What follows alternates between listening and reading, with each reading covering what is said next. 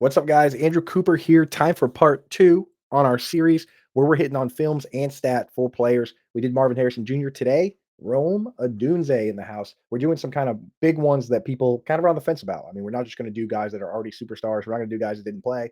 We're going to go through and just look at all the stats and all the film and put it all together. That way, everyone gets the whole picture, right? So, what I did first is I went through sites like Fantasy Points Data Suite, Pro Football Reference, Pro Football Focus, StatHead, Sumer Sports, a player profiler, FTN Fantasy, Fantasy Alarm Zone Stats, you name it. Went through all that to see what popped for this player. And then I went through and I watched every single route just to see what adds up with the stats, what doesn't really add up. And what I'm doing here is I'm going to give you the stats, and I pulled a couple clips to kind of show you what we're talking about. I also put an article up on Fantasy Alarm if you want to go through and read it that way and look at gifts. Sometimes it's easier to get all the stats that way. But why don't we get into it? I'm going to talk about his performance, and then we'll do his usage, and then we'll do his opportunity, the good and the bad for both.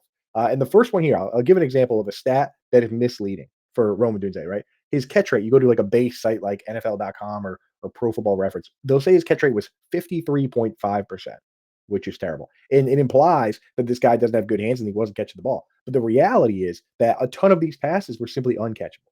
You go to a site like Player Profiler that has the catchable ball rate and also kind of a true catch rate. His catchable ball rate over there, he was ranked wide receiver 98. I double checked it with fantasy points. They had him ranked wide receiver 119. So he's just not getting a ton of catchable passes. A lot of them are thrown over his head. If you actually take player profile, what they do is they get rid of all those and they look at how many catchable passes he caught, 91.5%, right? And his contested catch rate was phenomenal. I looked at every wide receiver last 3 years that got at least 15 contested catches, which is a good chunk of guys each year. Only three of them over that span had a contested catch rate over 70%. Nico Collins 2 years ago, Terry McLaurin this year, who was catching everything, and Rome Odunze this year. Here's an example right here. First clip here. Why not just show a quick contested catch? So he's up number 15. So for all these clips, he's number 15. He's the one walking right now at the top, and he's going to go out to about the 20-yard line and make a real nice catch. I mean, guys all over him, two guys on him, holds on to it. He didn't get a ton of opportunities. He did get a list 15 and he caught a bunch of them. So, I mean, that's something that he's strong with, right? So the 53.5% contested his catch rate, I don't care. Don't care one bit about that. So I really like that. I also really liked when he did have the opportunity to run some short area routes. He's a good route runner. Like in the short area, he was able to create separation. He ran good drags. This one I'm going to show you here. Some people call it a whip route. Some people call it an arrow. Call it whatever you want, right? But the idea is you're going to come in and fake a slant or an in-breaking route and get your guy to go with you and then whip back out. So our guy here, Rome Odunze, is up at the top of the screen near the 30, and just watch. Like you want to get the guy his body momentum going in and then plant and break out. That's exactly what he does here. Again, the problem for Odunze was you got guys like Keenan Allen who are incredible technicians at this exact thing. So they run a ton of these routes. DJ Moore, of course, but he did get a couple opportunities to show what he can do on these, and he crushed. So we're going to talk about his usage coming up soon, but that's kind of the good that I saw on the film from his performances. He made a lot of good plays. I got more good plays in here I can show you as well. He did have some bad tendencies. There were some little things, obviously not on the same page with Caleb Williams on a certain number of plays in terms of maybe not necessarily running the right route. Also, sometimes when he's running because they had him running a lot of deeper routes, he's not looking at the right time. So he should be looking for a back shoulder throw, or he should be looking for a deep throw, not looking at the right time. They'll figure that out. He also, when he creates separation, he kind of gives it back sometimes where it's like in your mind, if somebody grabs you, they've committed a penalty, but don't let them grab you, right? There were a few things that I want to show you that really hurt him in terms of helping the team. And this is an effort level thing that can absolutely be corrected. Some lazy plays at time. Here's one, for instance, where he was on the back side of the play. So he's at the bottom of the screen here, and he knows the first read is the top of the screen. So he's just going to coast here. And I'll tell you what, the every opportunity you need to take, you need to play each play out because you never know when a play is going to break down. You never know when the quarterback's going to see something and just kind of flick it your way. Watch here, bottom of the screen. I mean, clearly, I don't. Maybe he was tired. I don't know, but clearly, this is not a good effort. I mean, and here's the thing: see how it's a sack back there? What if Caleb Williams escapes? We'll run this back. What if Caleb Williams escapes and now he's rolling up to the top of the screen at the 50? Rome Odunze could be behind all these linebackers ready to make a 15, 20-yard catch, but he's not. He's just kind of chilling right there. So don't like seeing that. That's something that could obviously be corrected. Maybe that's part of the, Shane Waldron was too nice Shane Waldron was too soft situation where these guys were just kind of at times coasting. Here's another one that's not necessarily his fault. He just needs to be coached better on this. On this one, he does run his route, but he just kind of gives up. The play does break down. Here's an example, right? So he's going to be at the bottom going in motion, right? Number 15 there, right stacked up. You can see him there. He's going to settle in right behind the giant lion logo over the middle. And we'll see as the play breaks down, you want to see him figuring out a way to keep the play going and get open, right? But he's just kind of hanging there. And, the ball gets dumped down to DJ Moore. Like, but look how long he's waiting, just standing right there. Move around, make something happen. And the thing with him is, right, is that these other guys are the first reads on so many more plays. So, according to Fantasy Points data suite, DJ Moore is the first read on 32% of these plays, right? And Keenan Allen, 29%. Rome Odunze, only 19. That means first read means that the first look is at you. The quarterback looks at you. If you're open, you get the ball. And then if you're not open, he progresses to the next couple of reads. So Rome Odunze is usually running deeper routes.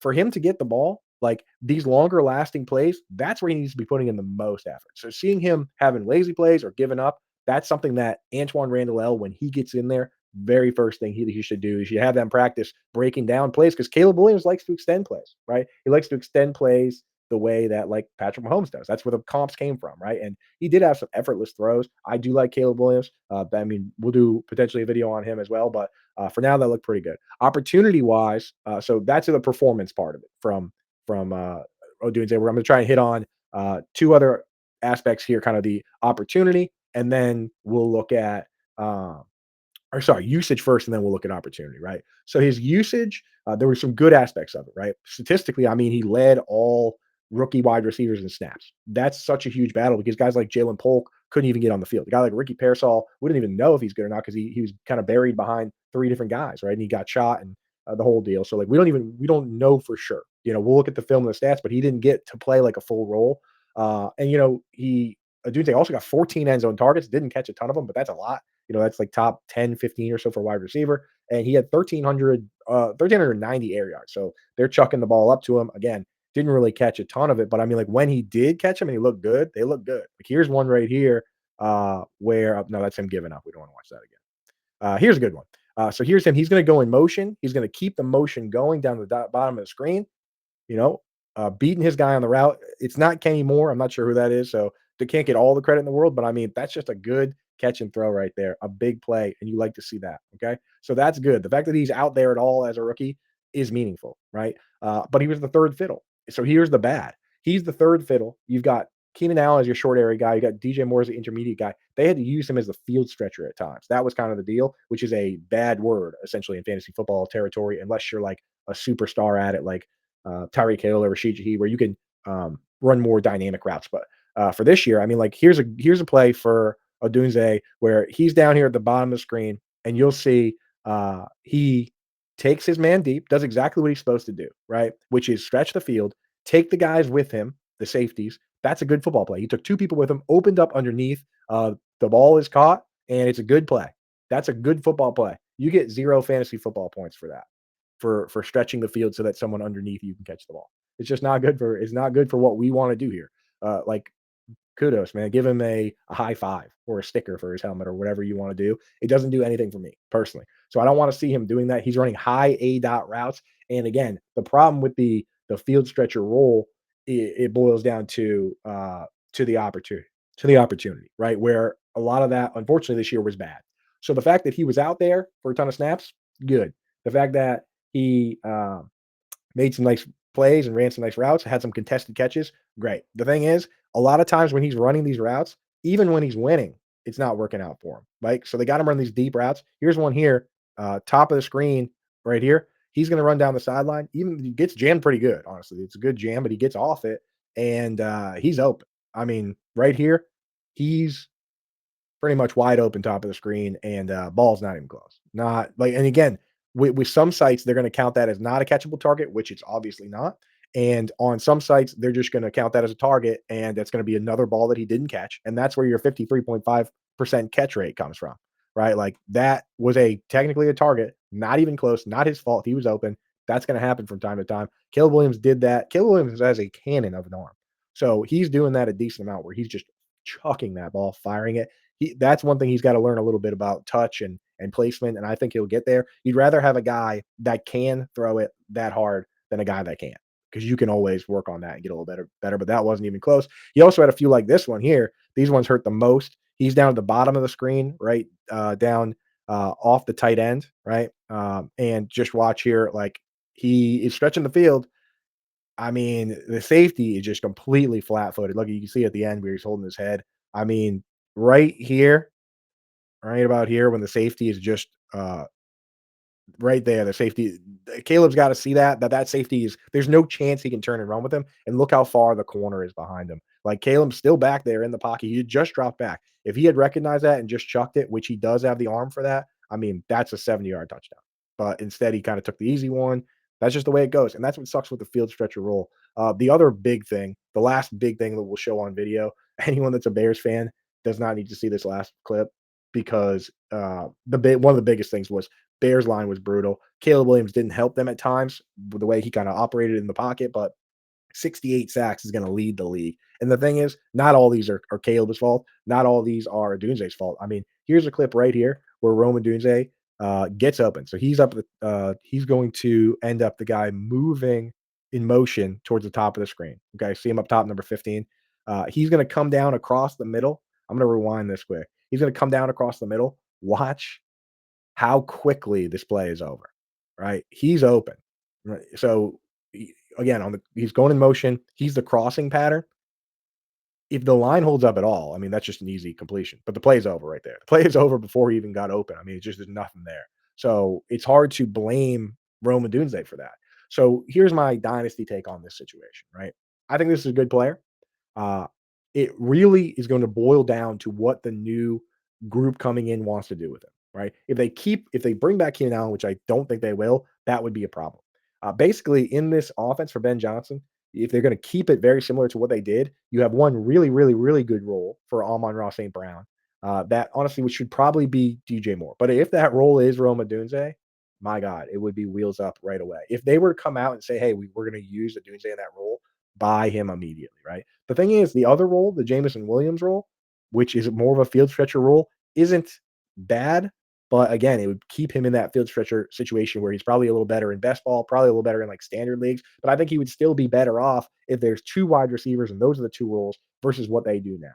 Right. And then you got Cole Kmet in the Sam Laporta role and probably somebody else kind of floating around as the wide receiver 3. I think no matter what, he's kind of in a better spot here.